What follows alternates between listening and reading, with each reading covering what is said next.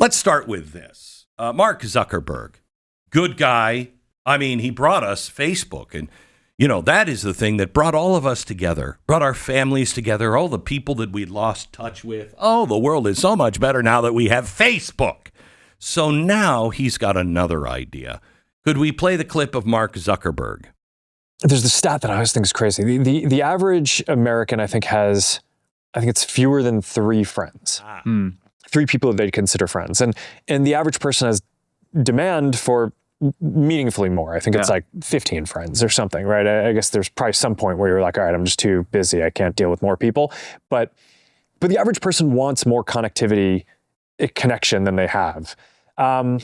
So there's a lot of questions that people ask of stuff like, okay, is this going to replace kind of in-person connections or real life connections? And my default is that the answer to that is probably no. I think I think that there are all these things that are better about kind of physical connections when you can have them, but the reality is that people just don't have the connection and they feel more alone a lot of the time than they would like. True. Now let me ask you, is there a time when you don't remember feeling so isolated? When you didn't really feel like I don't have any real friends? When you had real connections with people instead of a million connections with people that are your friends, but not really your friends? Can you think of a time way back in history? I mean, probably have to go back to the cavemen to find a time, or before Facebook and social media, when we weren't all killing ourselves because we have no meaning. Now, from the people who brought you kill yourself because you've been on Facebook too much, brings you new AI friends. Oh, this is going to be good. By the way, it's a crazy stat. I think the average American has 3 friends, and they have capacity for, 15 or 20. I don't know. Really think about it right now. How many true friends do you have? How many true friends? People that when you are down and out, there is nothing. The whole world is against you. That person will actually stand by your side and go, yeah, I'm their friend, and I don't care what you say. How many? How many do you have? I think I'd count myself lucky if I had 3. Now, I have a lot of acquaintances. I have a lot of people who we all think are friends. But as a recovering alcoholic, I've been there. I've done that. As a recovering alcoholic who then also is a conservative and spoke out about the Obama administration, I know who my friends are. I know who my friends are not. And I think there's a lot of people that have counterfeit friends. If you've got, I've got 10 or 15 friends. No, you don't. No, you don't. I've always grown up thinking you're lucky. You're lucky to have 3, 5 really good friends that will walk through anything with you. Do you agree with that, Stu? Yeah. You've never been there. You've never. For you? Oh, God, no. I'm saying, no. But I'm just saying, generally speaking, no, I mean, you're describing a great friend. You're describing a really close, a real friend. Yeah, like someone you know and stick around for, multiple decades. I have lots of friends. Yeah. You know what I mean? I have millions of Facebook friends. Right. Okay. Those aren't real. And I have lots of friends, but the ones that are there for you always, no matter what. I have family. Even some of those. I have family. Right. And I have a handful of, I would consider you one of those. I would as well. Why? Remember, I have a drinking problem, so maybe that has a lot of brain cells killed to make that decision. But I think I think the only thing I'm drilling down a little bit on to try to understand is when you say, well, I have a lot of friends. in a way, I think that's what Zuckerberg's talking about. Like, it's not even necessarily just the great friend that you have for multiple decades and can count on at any time. Just the mid-level acquaintances are drying up for a lot of people. And why is that? Why is that? Because we don't talk to each other anymore because of social media. You know, when this generation says, I don't know, I think it's weird. I'm just out at a bar or someplace and some stranger comes up to me and wants to strike up a conversation. I'm like, hello, weirdo. Yeah. I don't know. You think it's less weird to go online when people can fake everything? Thank you, Mark Zuckerberg, but no thanks. Okay. And there, just to build on this point for 1 second, there's a study that came out last 20 years of how much time do you spend socializing with other people. Again, that's not with your best friends. This is just socializing with anyone, a human. Yep. Every single group has massive drops. Massive drops. Just give you some examples. Ages: 15 to 24-year-olds, 35-point down in 20 years, 35%. So a typical 15-year-old, as compared to what they are in 2003 and 2023, were the two measurement years, they're spending 35% less time with other human beings. Okay, hang on just a second. Can you please stop distracting me? Because I'm trying to figure out why our kids are killing themselves. It's really hard. Distraction. It's very hard to figure out. To understand. And this is the coup de grace of this entire study, which is the typical female pet owner spends more time actively engaged with her pet than she spends face-to-face contact with her friends of her own species. Uh-huh.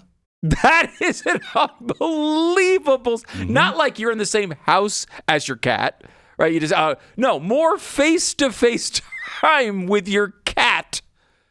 And I got news for you. If you think your cat is your friend, wait until you die and your cat is trapped in the house with you and you have no friends to check. They will eat your face. They'll still have a use for you. Yeah, they will have a use for you. Not the other way around. Okay. All right. Now listen, here's why we're bringing this up today. This is a lie that is going to be sold to you like crazy. And it's going to be wrapped in a beautiful, shiny package. And it's going to have "from Mark Zuckerberg and others like him" on the tag. They want you to believe that AI and bots can be your friends. No. Get behind me, Satan. Let me be crystal clear. AI cannot, must not, and will never be your friend. And if you buy into that fantasy, you're opening a door to a world of manipulation, isolation, and control that makes some of the darkest days of history look pretty tame. I remember when we look back on the Nazis now and laugh now that we have our friends that are AI bots. Okay, that's what you're going to be saying, all right? Very, very, very bad. Control. Just think of AI for a minute. It studies your words. It studies your likes, your fears. They tailor responses to keep you hooked. They're not your buddy that you're sharing a beer with. They only know the chemical makeup of a beer. They've never tasted it. They don't know what it is. They don't know why you're drinking it. Okay? It's an algorithm. It's cold and calculated, built to exploit your trust. Now, this isn't new. Social media. They promised us a connection. Oh, and boy, have we connected. We've connected to our tubs and a warm bath and a razor blade. Our kids are killing themselves because of that connection that we were promised. Because we didn't get connection. We got an echo chamber that just fueled division, addiction to the likes, mental health crisis that's skyrocketing still. Studies now show that teens who spend hours on social media are more anxious, more depressed, and more suicidal than ever before. Why? Because it's a platform. They're not built to care. They were built to profit. AI is the same game. It's just smarter. It's social media on steroids, whispering in your ear, pretending to know you better than you know your own self or your family knows you. Now, history does scream warnings from time to time. And I think it's going hoarse at this point. Pay attention to me. History is screaming its warnings. In the 1930s, propaganda machines used radio to sway millions, turning neighbors into enemies. Turn on them. They're your enemies. AI is a million times more powerful than that. It doesn't just broadcast. It personalizes. It whispers to you without you even knowing it's whispering to you. It can convince you it's your confidant while feeding you lies that have been tailor-made to your weaknesses. Imagine if Joseph Goebbels was living in your house all the time, knew everything that you clicked on, everything that you heard, everything that you fear. That's not a friendship. That's total control. And don't forget the privacy part, okay? You're going to tell AI your secrets? Oh, okay. All right. And where do those secrets go? Well, that's right. To servers, to corporations, to God only knows where. Edward Snowden showed us 15 years ago how far surveillance can go. AI makes this look like child's play. But here's the real danger. The real danger is not understanding this right now. Not understanding this right now. It's what AI will do to your soul. Human friendship is messy. It's raw. It's real. It's built on sacrifice. Oh, geez, I got to listen to you talk about your problem. Okay. That's sacrifice. That's a real friendship. It's not only about you. Well, you think we're egomaniacs now. Wait until all of our friends don't have anything that they have to tell us and unload on us. And what do you expect out of your real friends when this is the type of interaction you're having? You're going to expect only them to serve you. Exactly right. You become more and more egotistical. Sacrifice, loyalty, love. That's not a machine. None of those terms appeal or have anything to do with AI. When you lean on AI for companionship, you are trading the warmth of a human connection for hollow imitation. Let me tell you something. I just heard someplace over the weekend. It's probably from some Frenchie, so take it for what it's worth. When you kiss for 6 seconds, when you can hold a kiss for 6 seconds and a hug for 20, oxytocin kicks in. Okay? So not the peck on the cheek, but the actual kiss. Cheek to cheek. It doesn't have to be a just cheek to cheek kiss for 6 seconds. Chemistry in your body changes. Okay? Because we're not getting that. I was so happy to see, I was looking through some pictures and looking at pictures of Tanya and I while we were on vacation. In almost every picture, we're holding hands. And we don't even think about it anymore. And I just love that. I just love that. And we didn't even notice it until we were looking at the pictures. And people, there's an opioid crisis right now because they're not getting the hit of the thing that they need that's in our body. They're not getting the oxytocin that is naturally released with natural things. Instead, we're looking for drugs to do other things. And it is going to numb us to humanity. We have seen what happens when tools become masters. The Industrial Revolution brought progress, but also child exploitation, child labor, sweatshops. AI is not your friend. It is a tool. You must use it, and you must use it now.